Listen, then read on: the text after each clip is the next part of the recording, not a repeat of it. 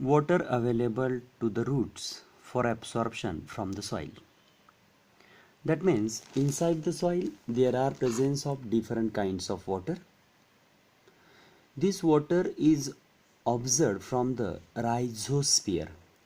Rhizosphere means the microenvironment which is present around the root is called as a rhizosphere. Water present inside the soil can be observed in four different forms.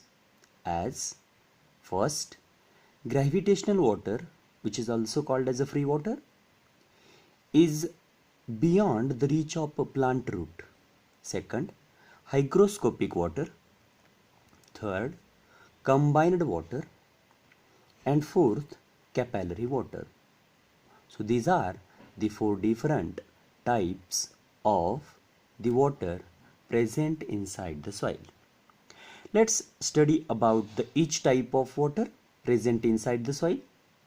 Firstly, gravitational water. What happened during the precipitation at the time of rainfall? When water came on the surface of a soil, this water get run off towards the stream and towards the river. But some water which is started to get percolated inside the soil due to the gravitational pull. This water is reach up to the water table inside the soil and it is called as a gravitational water. This gravitational water, it is beyond the reach of a plant root. So only we have to remove the water through the bore wells and through the wells, because plant have to be supply the water.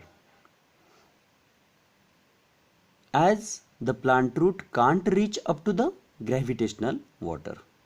Then second one, hygroscopic water. What is meant by hygroscopic water? There are presence of fine particles of the soil. These fine particles of the soil, they have a capacity of imbibition. They go for imbibing, they go for adsorption of the water molecule and are going to hold this water molecule in them. Is called as a hygroscopic water.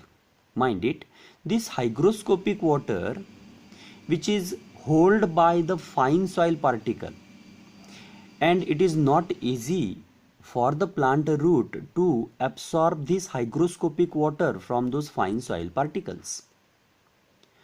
In the same way, the combined water is also present in the form of hydrated oxides of silicon and aluminium. In between these chemical structure, water is held by the silicon as well as aluminium molecules and are not allowed to release the water from their structure, because if water is removed from the structure, their structure is get collapsed.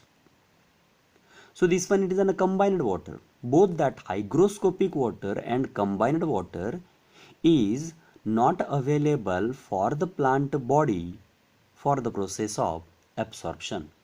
So here all these three forms of water are not available to the plants for the process of absorption from the soil. Capillary water, yes, this is the water is available for the plant body for the process of absorption from the soil. This capillary water, as we have discussed previously, the water molecule have an force of attraction in between them